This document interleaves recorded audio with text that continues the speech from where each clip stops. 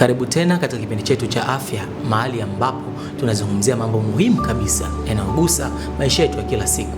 Leo tutazungumzia kitu ambacho wengi hupuuza, lakini kinaathiri kila mtu: afya ya akili. Naitwa Chinonso na leo siku peke yangu, niko na dokta kutoka kituo cha afya Royal Polyclinic, Dr. Heri. Dr. Heri, karibu sana. Asante sana ndugu mtangazaji, nashukuru. Watu wengi wamekuwa na mitazamo tofauti kuhusiana na changamoto ya afya ya akili. Wewe kama mtaalamu, neno afya ya akili lina maana gani? Afya ya akili ni, kwa maneno rahisi yanaweza kueleweka ndugu mtangazaji, ni ustawi wa kisaikolojia hasa katika maeneo makuu: eneo la tabia, eneo la kihisia, eneo la uwezo wa mawazo na pia katika eneo la mahusiano. Kwa hiyo afya ya akili huwa inahusisha maeneo hayo makubwa. Kwa hiyo watu wengi wamekuwa na changamoto ya afya ya akili, ingawaje wanaona ni sawa, ni kawaida, kwa sababu bado hawajapata uzoefu na ufahamu juu ya afya ya akili. Lakini afya ya akili ni ugonjwa mpana au ni changamoto kubwa katika jamii zetu za leo. Watu wengi wamekuwa wanakosa usingizi, watu wengi wanakosa hamu ya kula, na wengine wamekuwa na mabadiliko katika tabia, hasa na kimahusiano. Na tunapozungumzia mahusiano, maanake ni jinsi ya kuhusiana kati yako wewe na mtu mwingine. Kwa hiyo afya ya akili imekuwa ni changamoto kubwa katika jamii zetu za leo, ni kwa sababu uelewa na elimu imekuwa ndogo. Lakini watu wengi wapo katika hatari ya kupata afya ya akili, na wengine wanayo bila wao kujijua. Sawa. Hebu tuambie, mtaalamu wa afya Dr. Heri, ni sababu zipi ambazo zinaweza kusababisha mtu kupata changamoto ya afya ya akili? Zipo sababu ambazo zinapelekea mtu kuwa kwenye changamoto au kuwa kwenye hatari ya kupata changamoto za afya ya akili. Sababu hizi zinaweza zikawa ni sababu za kibiolojia. Mfano, mtu anaweza akawa na changamoto katika ubongo, kwenye kemikali ambazo zinapeleka taarifa kwenye ubongo.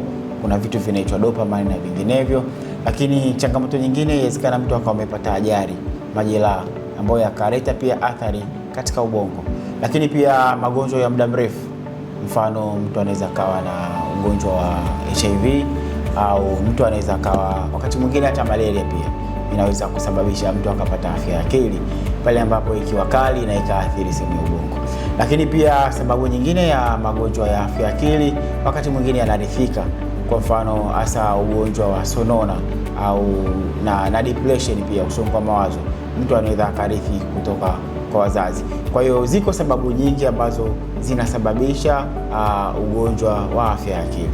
Hebu tueleze, ni viashiria gani ambavyo vikijitokeza kwa mtu vinaonyesha kuwa ana changamoto ya afya ya akili? Dalili za magonjwa ya afya ya akili zipo nyingi. Itategemeana na kundi gani la changamoto ya afya ya akili mgonjwa atakuwa nalo. Yapo makundi mengi ya changamoto za afya ya akili. Kwa haraka anaweza kafika 10 na kuendelea, yawezekana. Kwa hiyo zipo dalili za kawaida ambazo zinaweza kuwepo kwenye makundi yote, na dalili hizo zinaweza kawa ni dalili za kihisia. Mtu anaweza akawa na changamoto ya kuwasilisha hisia zake, anaweza akawa na hasira ya ghafla au akawa na huzuni ya kupitiliza. Lakini pia dalili nyingine inaweza kawa ni dalili ya kitabia. Mtu atakuwa katika hali ya kujitenga peke yake na anatamani kuwa mpweke, lakini pia anaweza akakosa hamu ya kula. Na wakati mwingine kwenye makundi mengine, mtu anaweza akawa na hamu ya kula kwa kupitiliza, lakini pia anaweza akawa na msongo wa mawazo, hali ya kujiona hafai na hawezi kufanya chochote. Kwa hiyo hizi zote ni baadhi ya dalili ambazo mgonjwa wa afya ya akili huwa anakuwa nazo. Lakini wakati mwingine katika baadhi ya magonjwa, kwa mfano schizophrenia, mgonjwa anaweza akawa na tabia za tofauti kidogo. Anaweza akawa na tabia ya kupiga watu, akawa na tabia ya hivyo ambayo sio sawa katika jamii. Yes. Sawa. Dr. Heri. Naam. Hebu tuzungumze, ni hatua gani sahihi ambayo ya kujikinga dhidi ya changamoto ya afya ya akili? Jinsi ya kujikinga, ndugu mtangazaji, ili usipate ugonjwa wa akili, au kama unao unaweza kukusaidia. Cha kwanza ni kupunguza msongo wa mawazo.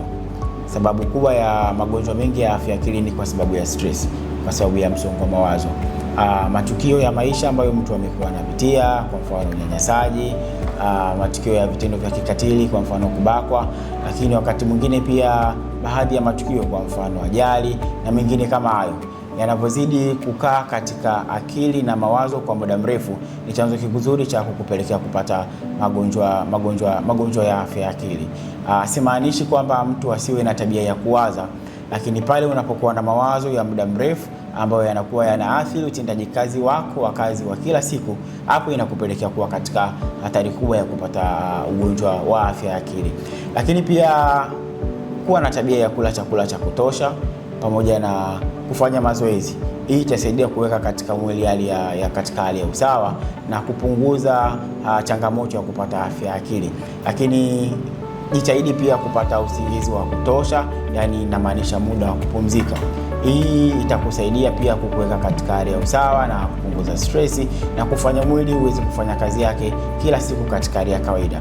Lakini kitu kingine, ndugu mtangazaji, endapo utakutwa na changamoto yoyote katika maisha, changamoto haziwezi kuisha, basi unaweza ukashare na mwenzako.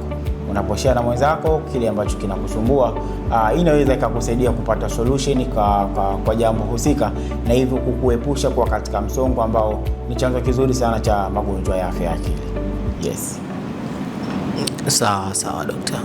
Na swali kidogo tu la tuseme kama la nyongeza, labda mfano,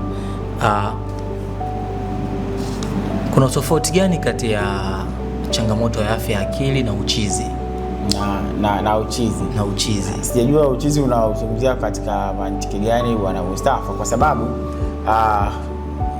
chizi ni nani? Inawezekana wewe ukamwona mtu chizi kwa sababu amevua nguo au kwa sababu anapiga watu. Sijajua kama unazungumzia katika muktadha huo. Mimi binafsi muktadha wangu naozungumzia ni ule ambao ndio anavua nguo, anapiga watu. Okay. Yani yuko jalalani, anaokota vitu vichafu, anakula, yani katika engo hiyo ninazungumzia zaidi. Okay. Kwa hiyo kuna tofauti gani katika chizi wa namna hiyo na mtu mwenye changamoto ya afya ya akili? Yes. Ukizungumzia changamoto ya afya ya akili, unazungumzia neno pana ambapo ndani yake lina makundi ya watu wenye changamoto za afya za akili zaidi ya 10, bwana Mustafa, na mojawapo likiwa hilo ambalo unalizungumzia. Mtu mwenye tabia ya kuvua nguo, tabia ya kupiga watu, na vitu kama hivyo, kushinda kwenye maeneo machafu, hilo ni mojawapo ya kundi ambalo tunaliita kama schizophrenia, mtu wa hali kama hiyo. Na anaweza akawa na dalili nyingine za ziada, wakati mwingine akawa anasikia sauti za watu zikimwongelesha wakati ambapo hazipo, na wakati mwingine anaweza akawa na mawazo potofu. Kwa mfano, anaweza akaamini kiongozi wa nchi anazungumza naye, kitu ambacho hakipo, sio sahihi. Kwa hiyo hilo ni mojawapo ya kundi kati ya magonjwa ya akili. Lakini ukizungumzia magonjwa ya afya ya akili, yapo mengi, na wengine wapo ni wafanyakazi kabisa katika ofisi kubwa, na wengine wanafanya shughuli zao za kila siku bwana Mustafa, lakini wapo katika makundi tofauti ya afya ya akili. Kwa mfano, nikupe mfano mdogo bwana Mustafa. Nimewahi kukutana na mtu ambaye yeye alipewa tuzo ya ufanyakazi bora kazini kwake, kwa sababu alikuwa anafanya kazi kazini ofisini kwa masaa mengi kwa muda mrefu, lakini asijue kumbe ile ilikuwa ni changamoto ya afya akili. Lipo kundi ambalo lenyewe tunaita bipolar, ambapo moja ya kundi dogo ndani yake bipolar tunaliita manic. Mtu ambaye ana changamoto kwenye kundi la manic, yeye huwa anakuwa na hali ya kufanya kazi kupitiliza. Kwa mfano, kama ni mfanyakazi, basi anaweza akafanya kazi kuanzia asubuhi anapoingia kazini, anaweza akafanya kazi hata saa 4 usiku mpaka saa 6 bila kuchoka. Kwa hiyo nalo pia ni kundi la afya akili. Ukimwangalia mtu kama huyo, unaweza ukajua yupo kawaida, yupo normal, lakini kumbe ana changamoto ya afya akili. Kwa hiyo ni neno pana ambalo ndani yake lina makundi tofauti. Wakati mwingine hata uoga bwana Mustafa, uoga unaweza kuogopa kitu cha hatari, lakini kuna uoga ambao umepitiliza. Yes, yote ni makundi ya afya akili. Sawa bwana, nikushukuru sana daktari kwa kuweza kutupa vitu vya msingi kabisa na kudadavulia kwa kina zaidi kuhusiana na changamoto ya afya ya akili, na imani hata mtu aliyokuwa nyumbani sasa hivi anayetutazama amepata elimu kubwa sana yenye upana kupitia hiki ambacho tumekizungumza. Yes. Kwa nikushukuru sana na pia nakukaribisha tena kwa mara nyingine. Na asante, na kikubwa tu nizungumze labda kwa kifupi kwamba watu wengi wamekuwa wanazingatia sana kuhusu afya ya mwili, kuumwa malaria, typhoid na pneumonia na vitu vingine kama hivyo, lakini kwa upande wa afya ya akili wengi wanakuwa wameliacha pembeni. Na pia kama utapata mgonjwa wa afya ya akili, kumtenga na kumnyanyapaa sio solution. Solution ni kufika katika vituo vya afya na kupata tiba kwa wakati. Afya ya akili ni ugonjwa ambao unatibika kama ugonjwa mwingine wa mwili. Yes. Sawa. Dr. Eli. Naam. Mtu akikuhitaji labda kwa ajili ya huduma unapatikana vipi labda? Yes, anaweza akafika katika kituo chetu cha afya Royal Polyclinic ambapo tunapatikana Msaada Garage. Yes, tutamhudumia na atapata msaada zaidi. Nakushukuru sana. Asante sana. Asante sana. Bana, mpaka hapo tumefika tamati kipindi chetu cha leo cha afya. Nadhani mwisho kipindi cha leo ndio mwanzo kipindi kijacho. Usisahau ku-comment, ku-like, ku-subscribe na kubonyeza alama ya kengele kwenye channel yetu ya Royal Polyclinic. Na hizo chinosi. See you next time. Bye bye.